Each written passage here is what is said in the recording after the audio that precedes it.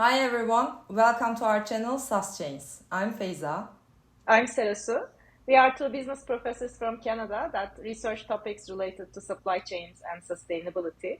Whenever we meet, we usually discuss recent developments about these topics anyway, so we wanted to start up a channel and share these developments and our thought-provoking discussions with you. And we decided to kick off our channel with a reaction video to Apple's latest and a bit cringy commercial.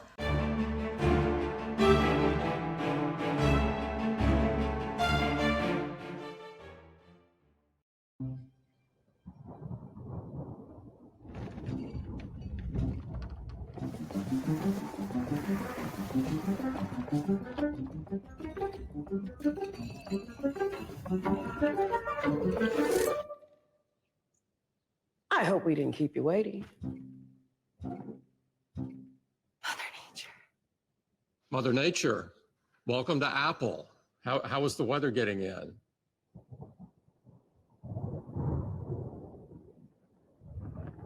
The weather was however I wanted it to be. Let's cut to the chase. In 2020, you promised to bring Apple's entire carbon footprint to zero by 2030. Henry David Thoreau over here said we have a profound opportunity to build a more sustainable future for the planet we share. I think our 10 o'clock said the same thing. They all do. All right.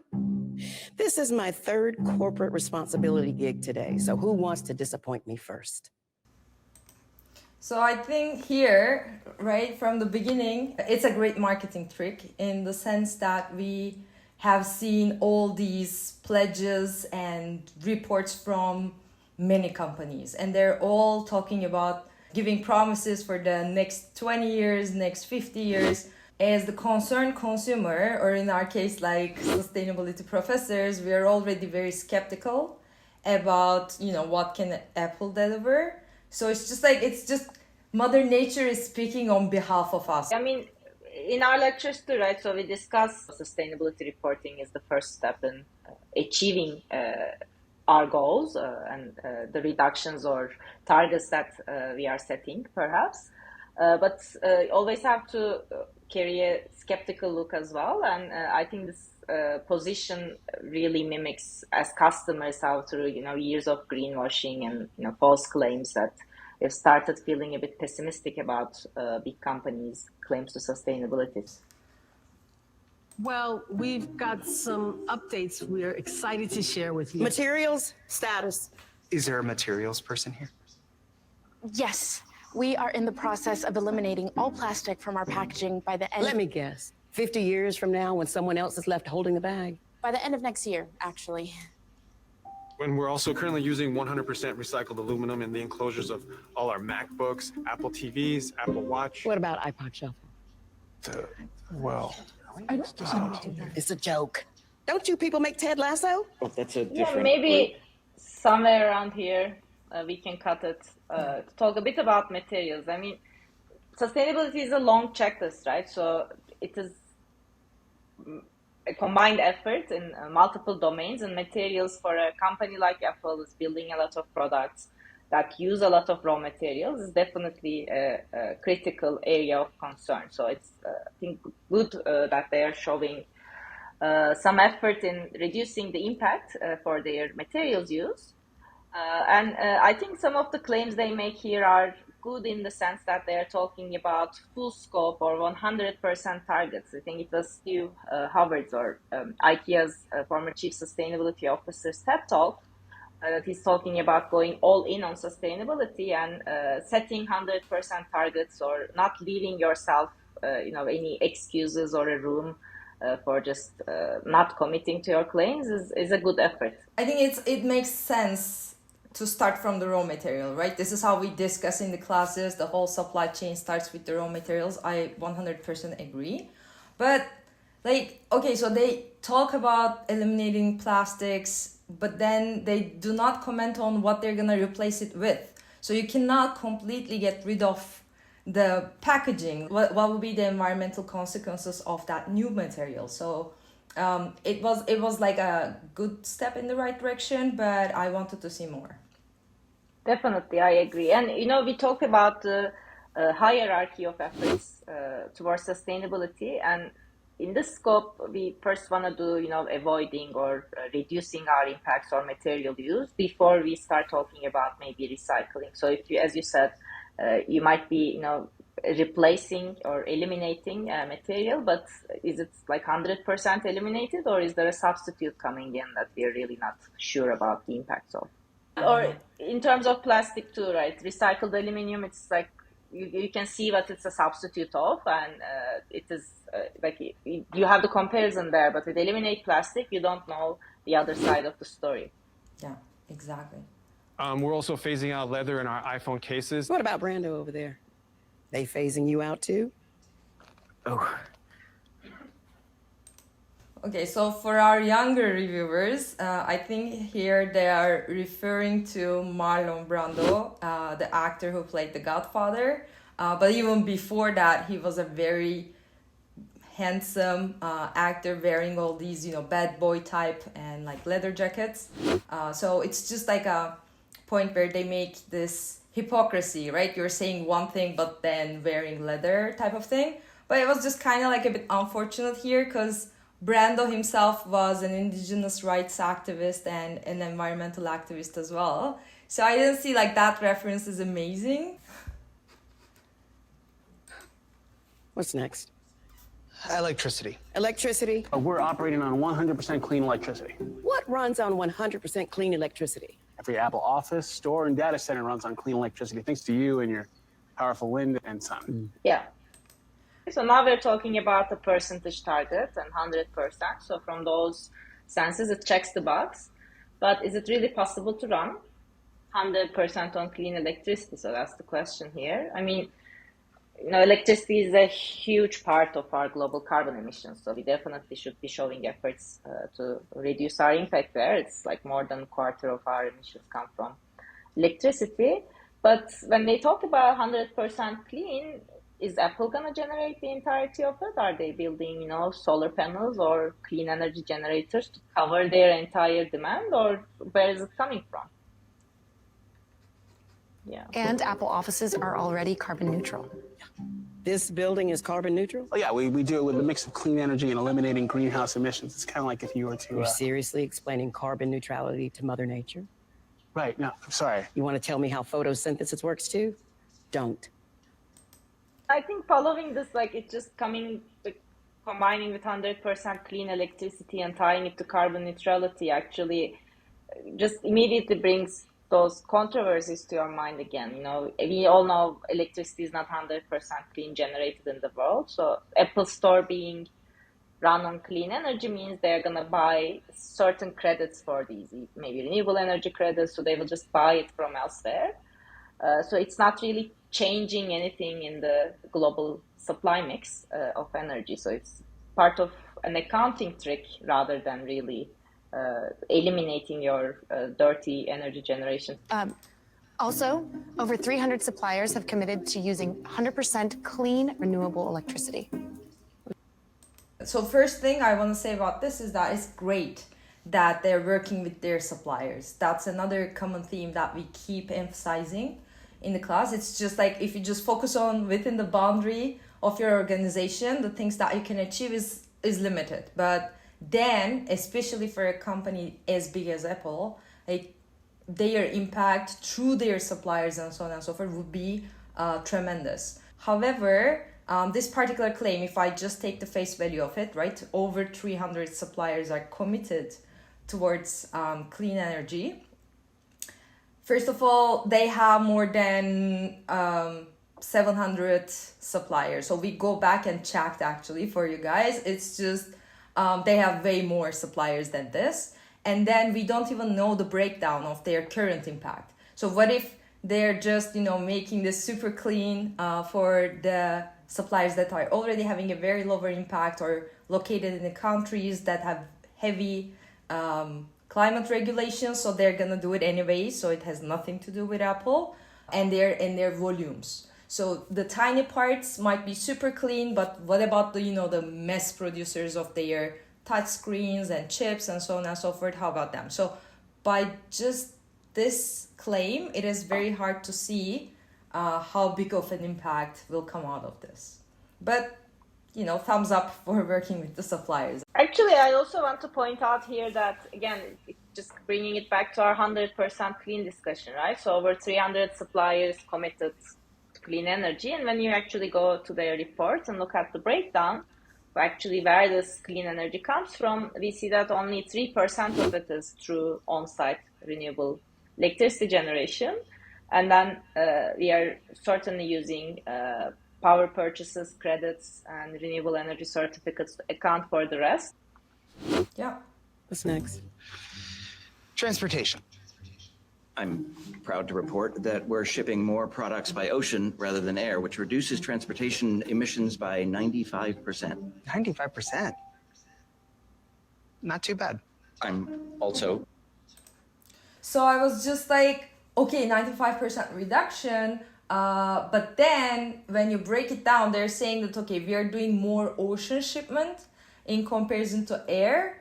But then that reduction happens per shipment. So each time you ship through oceans instead of air, yes, you're achieving that reduction, but this doesn't mean that your overall emissions are going 95% because we don't know the actual mix in your current transportation activities. And again, we check for you, right, to see, first of all, how their transportation emissions are progressing over the years. And from 2017 till 2021, it's growing, right? So you may do more ocean transportation, so that part within the overall mix might reduce, but your overall emissions still can increase. And then we checked what transportation emissions constitute in their overall impact, and it's close to 7.5%. Which is still good if they can eliminate, right, 95% of it. Yeah, and you know what you said about total emissions could be going up.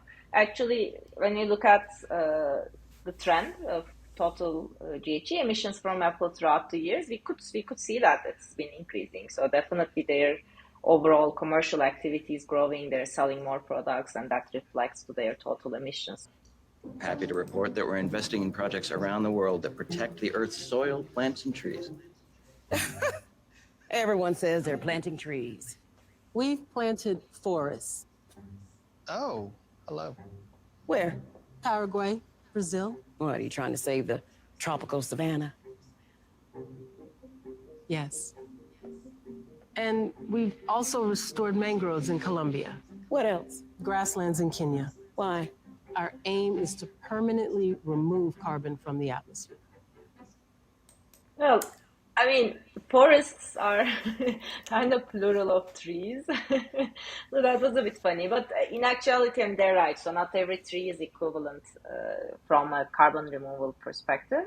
And planting trees, I mean, you can do more harm with it than good if you're not doing it properly. So tree planting may not even be effective in deforestation at all. And you have to be careful about really which trees to plant where and consider the habitat and ecosystems of the place that you're looking into. Yeah, so I knew very less about the mangroves in Colombia, but part of my research, actually my doctoral thesis, takes place in Kenya. So here they're just signaling that they are a bit better than the rest of the crowd in the sense that, okay, you know what, we know about habitats, and this is an appropriate and legitimate thing to do in the sense that they have amazing carbon capture capacities as well.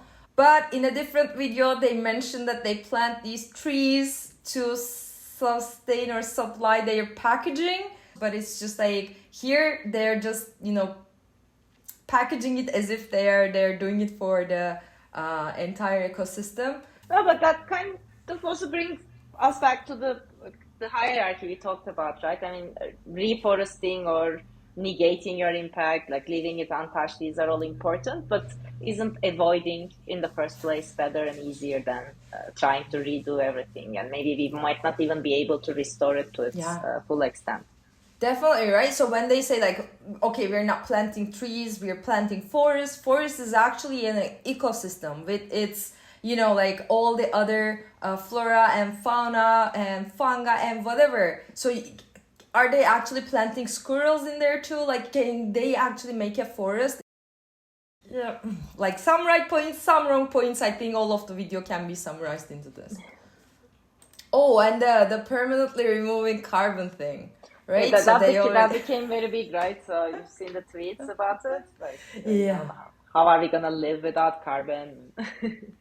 When we talk about carbon neutrality, sometimes you think it's about carbon free, and it's not possible to be carbon free, of course. There's a natural cycle of carbon that we have to respect, and carbon neutral, like we don't mean eliminating all carbon, but to be fair, they don't also say here in the video permanently remove all of the carbon. So they are just talking about permanently removing some, and that might truly be necessary actually. Yeah, because with the way that we are generating carbon and the impact on the climate is that it's not only enough to reduce the emissions, new emissions, but there's been already emitted so much, we need to, capture a bit of them. This video, I think, is worthy of criticism, which we are doing right now, right? But I think it was like a straw man argument. They just find one thing and everyone just go mad about that one point. And it wasn't even saying that they're gonna remove all the carbon. But there are so many other aspects that could have been criticized, which I haven't seen about that much. So this is why actually we're doing this video. What about your water usage? Great advertisement. So subscribe, make sure to subscribe and follow and hit the notifications. Yeah, click on the bell or something. Reduced Yeah. it. By how much? 63 billion gallons. 63 million? Billion. That's a beautiful discussion that I do with my class every semester. And it's just, the units are important, million, billion, but unfortunately, because of, especially I think in North America, right, some of these reports are in metric systems, some of them are in imperial system. By itself, this number didn't mean much to me. 63 billion water reduction from what? Is it like by itself, it's a huge number, but then like what is the percentage? Again, I'm very, very obsessed with the percentages. And we actually checked from the Apple's 2022 Environmental Progress Report. We read the report and still couldn't find, let's say, crystal clear facts about that. So if anyone's watching from Apple, let us know. Right, so when I first watched it, I thought it's just like per year or as a result of a single initiative or something like that. Apparently, it's just like all the water that they saved until this point, like a decade worth of water saving. So when you give aggregate numbers like 63 billion is a big number, we are impressed. But as you said, when you don't tell me the percentage, so you could sell us 100% recycled aluminum on one hand, but what is the percentage here? So why are you not telling it? So it's what almost immediately makes us kind of suspicious about this. And then we think it's a big number, right? So 63 billion gallons of water is about annual, so per year water consumption for 2 million people. So if this is over 10 years, so maybe annually you have water consumption of about like 200,000 people. I'm not trying to minimize it, but thinking of, how many products Apple sell to how many people. Well, this is kind of one problem with that. Second is, I'm not even convinced that maybe overall there is a reduction. So is there a reduction? Because this could be what is from like avoided water consumption, right? So maybe their total usage is again going up, like the total emissions. And these savings could easily be relative to what would have happened if Apple hasn't taken certain initiatives. So maybe that's not even a net reduction, and they may have been using more and more water, just less than what it could have been, which is definitely a problem if it's reported that way. As you can see, we've innovated and retooled almost every part of our process to reduce our impact on the planet. But there's still a lot more work to do. And there's something else we wanted to share with you. You're not trying to bribe Mother Nature with Apple swag. It's Apple's very first carbon neutral product. I want to see you do more of this. You will. When? By 2030, all Apple devices will have a net zero climate impact. All of them? All of them. Okay, we're coming back with the carbon neutral and the net zero, so the buzzwords. For companies like Apple that sells millions of each product, even a little reduction of impacts or harmful practices per product overall contribute to a big total impact. So this product-based look they are taking are important. And this is also kind of one of the other discussions we make in class always, like who's responsible, who carries the burden. Like as a customer, they generally, big companies sometimes make you feel like you are the cause of the problem because of your choices and you are selecting products that are not sustainable. But if there are no offerings on the table, really as a customer, you don't have much choice. So having these type of more sustainable offerings and giving me options to pick as a customer are the type of responsibility that companies can carry. So it's good in that sense. But again, behind the scenes, I mean, maybe that's a whole part of another video, as we say, about carbon neutrality and product life cycles. But we really don't know what does it mean here. Are they reducing these impacts, or are they just accounting for them, trying to buy it somewhere else? And it's all those controversies with offsets and carbon credits that, again, part of a different video that needs to be kind of investigated here. Yeah, also maybe sometimes like shifting it towards other sectors or shifting it towards the other parts of the overall supply chain. So, and yeah, I think you mentioned about life cycles, and I think we need to make a video about life cycles too. So it's not only like as your product, how sustainably it's manufactured and distributed and so on and so forth, but are you taking any steps towards making it more sustainable during the use and maybe, even disposal phases of that particular product. So yeah, definitely I think there's more to discuss, and some of them I'm sure we're gonna definitely cover during the net zero claims of Apple, the other video.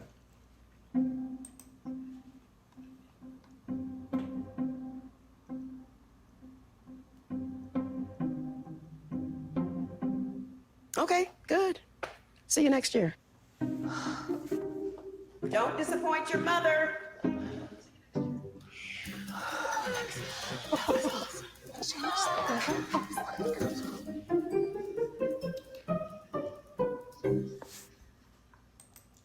Okay.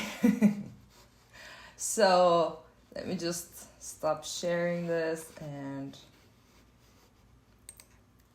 talk about the overall impressions. Like as a consumer, I'm sure you have Apple products, I have Apple products, so overall impressions when you watch this. Well, I mean, our channel name, SaaS Chains, so from a SaaS point of view, I wouldn't say I kind of buy it 100% at all. So there are good points. That's good that they're showing overall care about. How about like as a commercial? How do you see it as a commercial? Oh, you mean as a commercial? Well, great casting. So I would definitely pick Tim Cook over everybody else for his acting skills. No. Amazing. It's a bit of a cringe. I mean, there are moments in there that. No, I hardly like. I literally cringe. It's not a bit of a cringe like that. I mean, I don't know. Maybe it's personal for us, right? Because we do sustainability related things. Maybe widely it's like received better. I don't know. Like, don't get me wrong, right? I would definitely cast Octavia Spencer as the Mother Nature. Or maybe like Viola Davis might be a second close. Like I have no objections on her acting skills and her impersonation of the Mother Nature as an actor. In terms of the sustainability claims, like back to the subject, right? So yeah, they mention and he says that okay, as you can see, we have looked into and improved all the aspects of our value chain. But it's not enough. We're gonna do more. Promises. So do you think actually they did everything? Like definitely not. I mean, they do say, I mean, we are on this road, right? It's not complete, but there are still existing critical issues that they really haven't even addressed in this video. And like planned obsolescence. Yeah. Planned obsolescence. Like whenever there's a new iPhone comes out, the most searched items on Google is not when the next iPhone 15 will be on the stores. It's just like when they're gonna stop the older iPhones, right? People are not excited about getting a new iPhone. So Apple was doing it before, even before. But now, since all their iPhones are, I'm sorry, but like almost the same product, their business model, like they can only sell new iPhones by, you know, stop providing or updating the old ones.